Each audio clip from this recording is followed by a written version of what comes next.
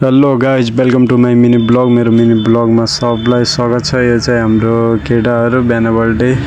आज चाहिँ हल्का अब रेस्टुरेन्टमा गराएको उति आएको छैनन्, त्यही कारण हामी चाहिँ हल्का मौज गरिरहेछौँ।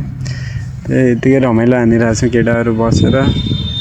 यो चाहिँ हाम्रो छोटो है, यो चाहिँ पप्पू भाइ हो। यो हाम्रो अर्को चाहिँ यहाँको उताको भैयाहरू हुन्, उता दोकान छ यिनीहरूको।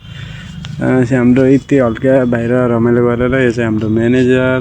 त्यहाँपछि हामी भित्र गएर आफ्नो मोमोको रेडी गरेर मसला बनाएर आटाहरू गुनेर त्यहाँपछि हाम्रो एउटा पिज्जा थियो।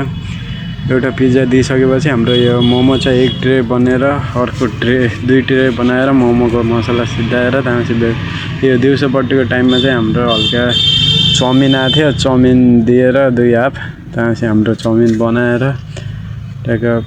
अब आज चाहिँ उति रेस्टुरेन्टमा खै मान्छे आएको छैनन्। हिजो आजदेखि मान्छे चाहिँ कमै आइरहेछन् आज भोलि। त्यही कारणले चाहिँ गाइजहरू हल्का अल्छो पनि लागिरहेछ। काम भएपछि मजा हुन्छ, गाइजहरू काम गर्ने मन लाग्छ, तर काम नभएपछि त्यो लास अल्छो लाग्दिन्छ। त्यहाँपछि हाम्रो अर्को भेज अन्डा आएको थियो, 3वटा हुन्। यो चाहिँ हाम्रो भेज आम्लेट हो रेस्टुरेन्टमा। अन्त पाइन्छ कि नै यता चाहिँ यो हाम्रो रेस्टुरेन्टमा छ भेज आम्लेट। यो हाम्रो भेज आम्लेट बनाएर ठ्याक्कै 3वटा 2वटा दिइसकेपछि यो चाहिँ हाम्रो लास्टको हो।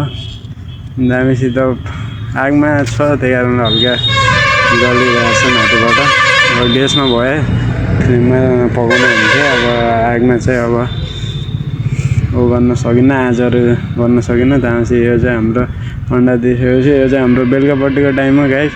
आज चाहिँ हल्का अब ग्राहक नआउने, त्यही कारणले हल्का यो बाहिर धुल माटो ज्यादै आउँथ्यो, त्यही कारणले चाहिँ काम भइरहेछ। अहिले चाहिँ हाम्रो किचनमा पनि काम हुन्छ। ल गाइस आजको लागि यति, बाई बाई।